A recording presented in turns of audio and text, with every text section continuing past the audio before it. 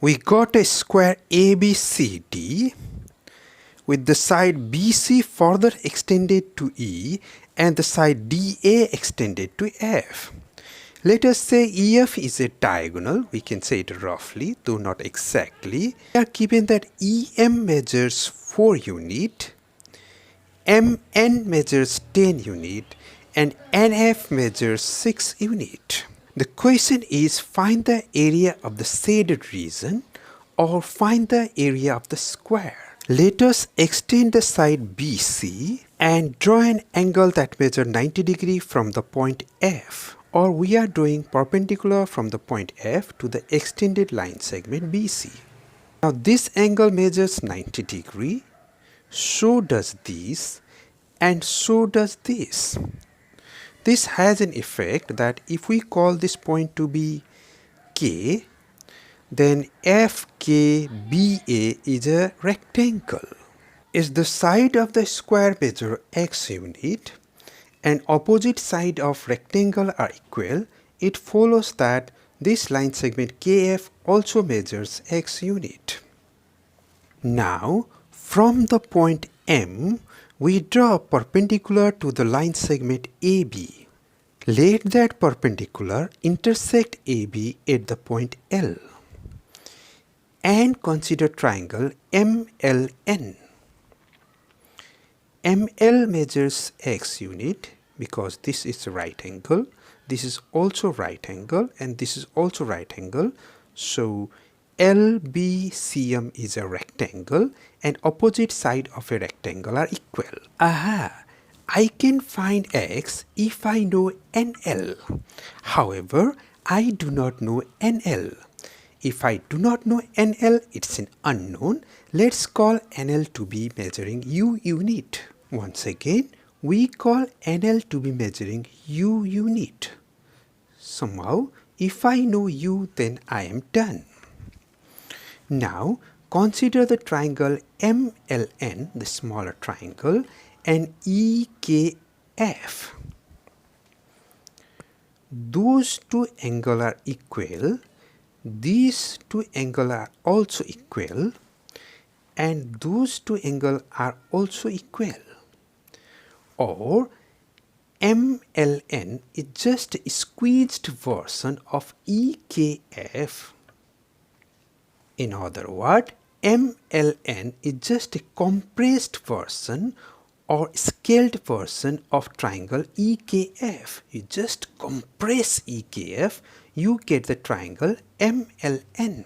In geometry, we say that such triangles are similar. Triangle MLN is similar to triangle EKF. And we know that if two triangles are similar, sides are proportional. And so I can say that hypotenuse by base, once again, hypotenuse divided by base, MN by U must be equal to bigger hypotenuse divided by bigger base. Bigger hypotenuse is EF divided by bigger base, that is just x. Do we know value of MN? Yes, that is 10 unit. U we don't know. Do we know value of EF? Yes, 4 plus 10 is 14. 14 plus 6 is 20. We know the value of EF to measure 20. And x we don't know. We want to find x. Let's cross multiply to get 20u equal to 10x. We can divide throughout by 20 to say that u equal to x by 2.